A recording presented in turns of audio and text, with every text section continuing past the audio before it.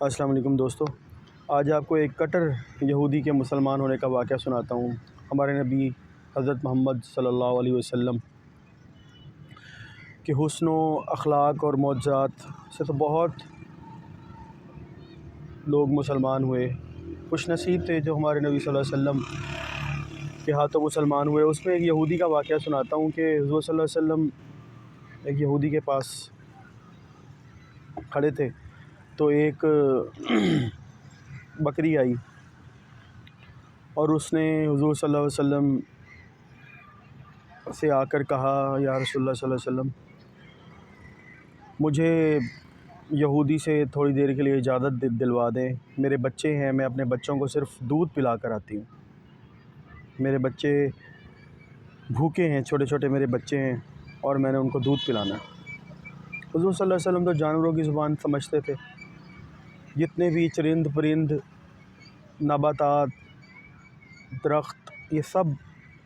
ان سب کی زبانیں ہوتی ہیں اور حضور صلی اللہ علیہ وسلم سب کی زبانیں سمجھتے تھے۔ تو حضور صلی اللہ علیہ وسلم نے یہودی سے کہا کہ اس بکری کو نا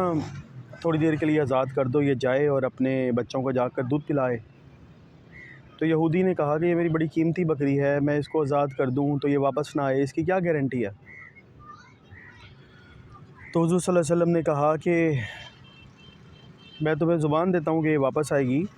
اگر یہ واپس نہ آئی تو میں تمہیں اس کا جرمانہ دوں گا، لیکن میں تمہارے اطمینان کے لیے نا، تمہاری تسلی کے لیے میں تمہارے پاس بیٹھ جاتا ہوں، جب تک یہ واپس نہیں آئے گی میں تمہارے پاس یہاں بیٹھا رہوں گا۔ جیسے ہی بکری کو آزاد کرتا ہے یہودی،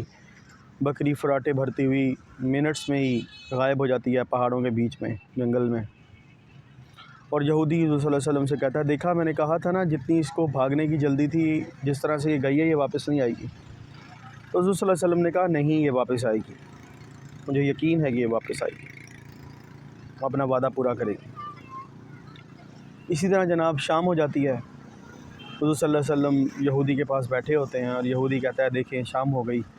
اور بکری نہیں آئی، اور اتنے میں ابھی اس کی بات ختم ہی ہوئی ہوتی ہے کہ دور سے بکری دوڑتی ہوئی آتی ہے اور آ کر اپنے اسی کھونٹے کے پاس آ کے بیٹھ جاتی ہے جہاں پہ یہودی اسے باندھا کرتا تھا۔ تو حضور صلی اللہ علیہ وسلم یہودی سے کہتا ہے، لو بھائی، تمہاری بکری واپس آ گئی، اب ایک فیور اور دے دو مجھے کہ میں اس بکری کو نا خریدنا چاہتا ہوں، تم جو قیمت بولو گے میں اس منہ مانگی قیمت ادا کروں گا اس بکری کی۔